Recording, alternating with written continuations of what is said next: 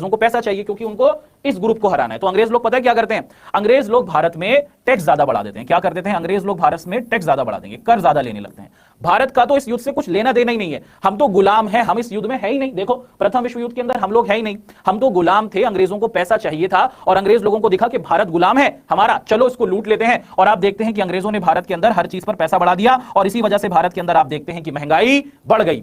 अब भारत के लोग पहले से ही अंग्रेजों से परेशान थे, प्रथम विश्व युद्ध की वजह से आप देखते हैं कि अब भारतीयों के दिल में अंग्रेजों के प्रति गुस्सा आने लगा कि पैसा क्यों बढ़ा दिया, ये टैक्स हमसे क्यों लिया जा रहा है, भारतीयों का जीवन बहुत ही ज्यादा मुश्किल हो गया। दूसरा घटनाक्रम देखिए, उसी समय अवधि में ध्यान से सुनिएगा, आप क्या देखते हैं कि उसी समय अवधि के अंदर एक और घटनाक्रम आप होते हुए देखते हैं। वो क्या देखते हैं कि अंग्रेजों ने भारतीयों को जबरदस्ती अपनी सेना में भर्ती कराया। क्या कराया, अंग्रेजों ने जितने भी हमारे भारत के लोग थे, भारत के लोग, इस युद्ध में भारत का कुछ लेना देना नहीं है, देखो भारत तो है ही नहीं, लेकिन अंग्रेज लोग कह रहे हैं कि आप हमारे गुलाम हो तो आपको क्या करना पड़ेगा, आप हमारे लिए हमारी सेना में लड़ोगे। तो भारत से बहुत से लोगों को जबरदस्ती अंग्रेजों ने क्या किया, आप देखते हैं कि अपनी सेना में भर्ती करा लिया। इस बात का भी गुस्सा था भारतीयों के दिल में।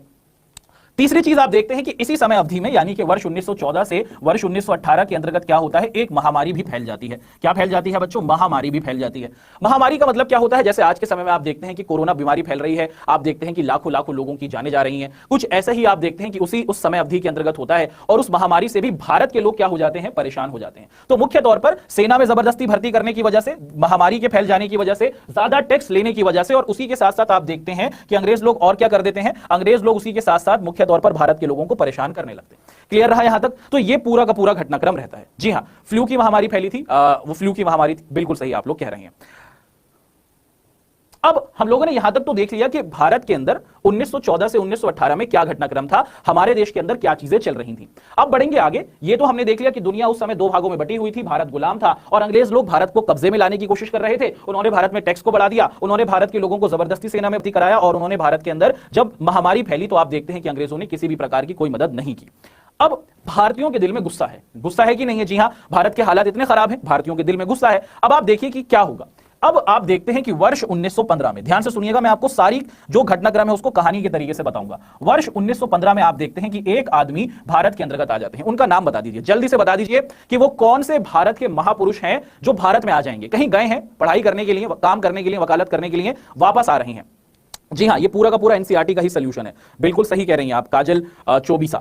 बताइए जी, बताइए कौन व्यक्ति हैं जो वर्ष 1915 में भारत में आ जाते हैं। और आपको पता है कि भारत के राष्ट्रपिता आपके और हमारे बापू महात्मा गांधी जी भारत में आते हैं। कहां से आते हैं, सबसे पहला सवाल पेपर में यहीं से बनेगा। देखो पढ़ भी रहे हैं और सवाल कैसे बनते हैं पेपर में ये भी देख रहे हैं। आप देखते हैं कि मुख्य तौर पर प्रथम विश्व युद्ध की सारी कहानी ऐसे देख ली। अब हम लोग 1915 की बात करेंगे, किसकी बात करेंगे, वर्ष 1915 की बात करेंगे। भारत के राष्ट्रपिता महात्मा गांधी जी क्या करते हैं, आपको दिखता है कि भारत आ जाते हैं। कहां से आते हैं भैया, आपको पता है कि दक्षिण अफ्रीका से आते हैं। अब आप कहेंगे कि सर गए क्यों थे, गए क्यों थे भाई, वकालत करने गए थे। क्या करने गए थे, वकालत करने, यानी कि काम करने गए थे, है ना, वहां पर वकील का काम कर रहे थे। साउथ अफ्रीका, दक्षिण अफ्रीका से भारत आते हैं वर्ष 1915 में। अब आगे के घटनाक्रम को देखते हैं कि क्या होता है। जब वर्ष 1915 में गांधी जी भारत आते हैं तो गांधी जी ये देखते हैं कि भारत के अंदर जो स्थिति है वो कैसी है, वो बहुत ही खतरनाक है। क्या है बच्चों, भारत के अंदर जो स्थिति है वो बहुत ही खतरनाक है। भारतीयों के साथ भेदभाव होता है। अरे होता है कि नहीं होता, जल्दी बताइए, भारतीयों के साथ अंग्रेज भेदभाव करते थे कि नहीं करते थे, आप सभी को पता है, जी हां करते थे। 1893 में गए थे, बिल्कुल सही कह रहे हैं अनुराग आप। मैं आपसे पूछ रहा हूं क्या भारत के अंदर अंग्रेज लोग भारतीयों के साथ भेदभाव करते थे, जी हां करते थे, बिल्कुल आप सभी को पता है कि वो भारतीयों के साथ भेदभाव करते थे, भारत के लोगों को परेशान करते थे, भारत की महिलाओं को परेशान करते थे, भारत के किसानों को, भारत के आदिवासियों को, हर एक व्यक्ति को आप देखते हैं कि ये अंग्रेज लोग परेशान करते थे।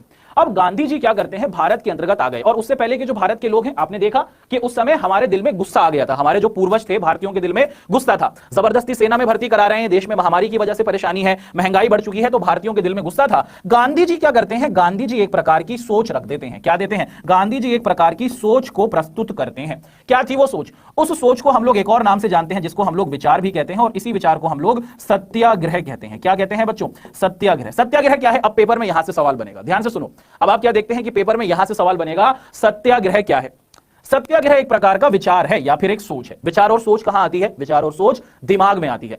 गांधी जी ने भारत के अंदर भारत के लोगों को एक सोच दी, एक तरीका दिया, एक विचार दिया, और ये सोच और तरीका क्या है, ये सोच और तरीका कहलाता है सत्याग्रह। सत्याग्रह का मतलब हुआ सच का रास्ता। क्या मतलब हुआ इसका, सच का रास्ता। अरे सच पर कौन था, अंग्रेज थे कि हम थे, सच पर तो हम थे, हमारा ही देश था और हमारे ही देश पर अंग्रेजों ने क्या करा था, कब्जा किया हुआ था। तो आप देखते हैं कि गांधी जी कहते हैं कि अगर आपका उद्देश्य सही है, अगर आपका उद्देश्य सही है। और हमारा उद्देश्य सही था। हमारा उद्देश्य क्या था कि हमारा उद्देश्य था कि हमें अपने देश को आजादी दिलानी है। तो गांधी जी ने कहा कि अगर आपका उद्देश्य सही है, अगर